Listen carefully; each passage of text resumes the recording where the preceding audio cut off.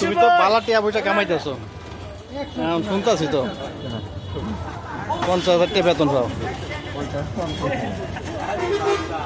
লাগবে টিয়া দাঁড় করতে, দাঁড় দিবা? হ্যাঁ বুঝি না,